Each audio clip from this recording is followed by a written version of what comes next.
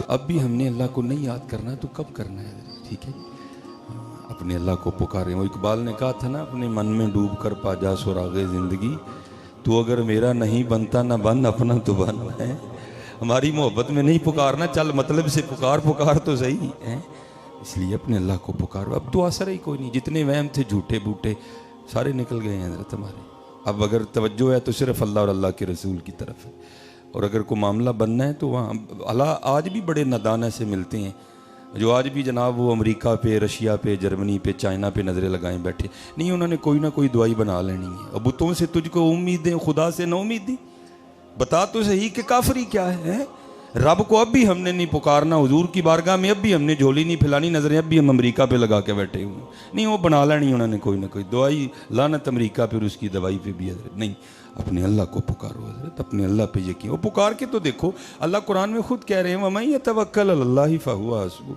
اور جو اللہ پہ توکل کرے گا اللہ اس کے لیے کافی ہے حضرت. ہاں، یہ وقت ہے اپنے اللہ کو پکارنے کا، یہ وقت ہے اپنے اللہ کے سامنے گڑ گڑانے کا. اب نہیں گڑ گڑانا تو کب گڑ گڑانا؟ ہاں، جھک جاؤ حضرت جی، لف جاؤ اپنے اللہ کے سامنے. اور یاد رکھو، میں کہتا ہوں اس سرزمین پہ صوفیہ نے بڑی کرم نوازی کی ہے حضرت، کشتہ کر کے دے دیا ہمیں. میاں صاحب نے تو اپنے کلام کی ابتدا اس سے کی کہ ہو سکتا ہے کسی نادان کو سمجھ آ جائے. آپ نے فرمایا اول حمد ثنا الہی جو مالک ہردا، اس دا نام چتارن والا کسے میدان نہ ہردا. حضرت ہاں، پکارو بھائی اپنے اللہ کو، رخ کرو مسجدوں کا، جھک جاؤ اپنے اللہ کی طرف، اٹھا لو تسبیحاں حضرت، کھولو قرآن پاک، دیکھو خیر ہوتی ہے کہ نہیں ہوتی ہے حضرت، کر کے تو دیکھو. یہ بہت بڑا نام ہے حضرت. حضرت بابا فرید الدین مسعود گنج شکر رحمۃ اللہ تعالی علیہ، ماشاءاللہ ہمارے بزرگ بیٹھے ہیں. ہم نے ان سے سیکھا ہے، ہم نے مدارس سے سیکھا ہے، ہم نے کتابوں سے سیکھا ہے. لیکن کیا ہے، الرحمن علم القرآن. ٹھیک ہے جی، رحمان نے اپنے محبوب کو قرآن پڑھایا.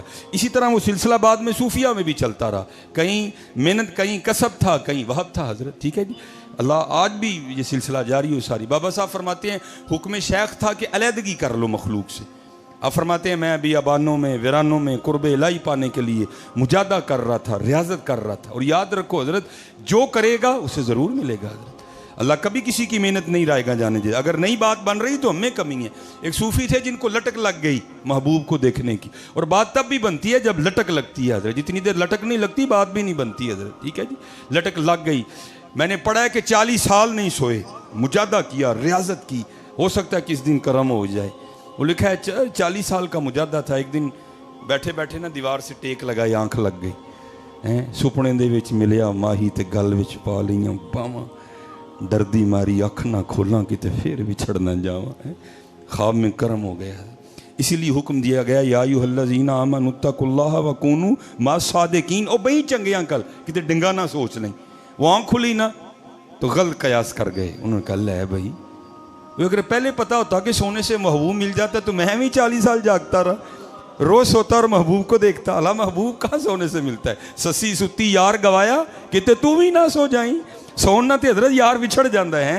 جاگ مسافر جاگ، نہ کر نیند پیاری، ایس مسافر خانے اندر لٹے کہیں بے اوپاری. حضرت کتے ستا ہی نہ رہ جائیں میاں. وہ کیا معمول بنایا، بس بغل میں بسترا، نماز پڑھی پھر سو گئے. کیا محبوب ملے گا؟ محبوب تو نہیں ملا. ایک دن پھر کرم ہوا، غیب سے آواز آئی، بندے یہ کیا، پہلے سوتا ہی نہیں تھا اب تو اٹھتا ہی نہیں کوئی بھی. تو عرض کی اے محبوب، اے پروردگار، اے رب العالمین، اگر پہلے پتہ ہوتا کہ سونے سے محبوب ملتا ہے تو میں بھی 40 سال جاگتا رہا. میں تو روز سوتا اور روز محبوب کو دیکھتا. میں تو اس لیے پھر سو رہا ہوں، ہو سکتا ہے سونے سے پھر تو مل جائے. تو آگے سے جواب آیا، بندے تجھے کس نے کہا کہ سونے سے ہم ملتے ہیں؟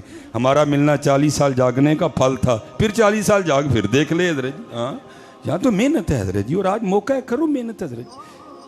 آج موقع ہے حضرت. دیکھو نا، یہ موت اٹھا کے لے کے جا رہی ہے، لیکن ہم پہ اللہ نے کرم بھی کر دیا. میاں صاحب کیا فرماتے ہیں؟ فرماتے ہیں کالے وال مسافر ہوئے، چٹے ڈیرے لائے، ویکھ محمد بخشا موت سنے ہی آئے. حضرت ماشاء علماء کثیر تعداد میں موجود ہیں. سب سے پہلے سفید بال حضرت ابراہیم علیہ السلام کو آئے. اس سے پہلے بال سفید نہیں ہوتے تھے. جنت میں ہر جنتی کی عمر 30 سال ہوگی، کسی کے بال سفید نہیں ہوں گے. میں اکثر سوچتا ہوں یار، اگر جنت میں اللہ بندے کو جمع رکھنے پہ قادر ہے تو یہاں نہیں رکھ سکتا؟ ہاں، یہاں بھی رکھ سکتا ہے. لیکن چٹے وال کانوں دیتے ہو، بندہ بن جا، بندہ بن جا. اے پیغام آیا ہے مالک دا، سنیا آیا ہے. کالے وال مسافر ہوئے، چٹیاں ڈیرے لائے، ویکھ محمد بخشا موت سنے ہی آئے. پھر یہ نہیں کہ صرف میاں صاحب کا یہ پیغام تھا، بابا صاحب نے بھی کہا. آپ فرماتے ہیں اٹھ فریدا ستیا چاڑو دے مسیت، تو ستا رب جاگدا تیری ڈاڈے نال پریت ہیں. اٹھ فریدا ستیا تیری داڑھی آیا بور، اگا آ گیا نیڑے پچھا رہ گئی دور. اٹھیے ذرا جی، ان محنت کریے. ہاں سارے بڑیاں بڑیاں دے وہم نکل گئے نے، میں یہ کر داں گا میں وہ کر داں گا، سارے گھراں چ وڑ گئے نے جا کے. سلام نہیں لین دے ایک دوجے نال ڈردے کہ کٹا کرنا ہے سی وہی کرنا لا ذرا جی. وما تشاؤون الا ان یشاء اللہ رب العالمین یفعل اللہ ما یشاء فعال لما یرید. حضرت ہیں کگی رہی اتھاں کھلوتی چنگی پلی نروئی، مارن والے موئے محمد مرضی رب دی ہوئی. بڑوں بڑوں کے وہم نکل گئے ہیں. اس لیے اپنے اللہ پہ لو لگاؤ. بابا صاحب فرماتے ہیں میں قرب الہی پانے کے لیے ریاضتیں، مجاہدے، نوافل، تلاوت قرآن کریم، ذکر الہی، درود پاک، آپ فرماتے ہیں شیخ کے مطابق لگا. بس کرم ہونا تھا، قرب میں اضافہ ہونا تھا، کچھ پردے اٹھنے تھے، کچھ حجابات اٹھنے تھے. آپ فرماتے ہیں مجھے پیاس لگ گئی. اور بابا صاحب کا شمار ان صوفیاء میں ہے کہ جن کی اپنے نفس کے ساتھ ذرا بھی نہیں لگی، ساری زندگی مخالفت نفس کے مشن پہ رہے. آپ فرماتے جب پیاس لگی نا تو میں نے بھی نفس کو مخاطب کر کے کہا کوئی نہیں پانی ہے، نہیں پانی کوئی. لیکن آپ فرماتے ہیں آہستہ آہستہ ذوق غالب آیا، میں نے ڈھال ہو گیا. فرماتے ہیں میں سمجھ گیا کہ پانی تو پینا ہی پڑے گا، اس کے بغیر گزارا نہیں. اور میں آپ سے کہوں گا حضرت جی شکر کی عادت ڈالو.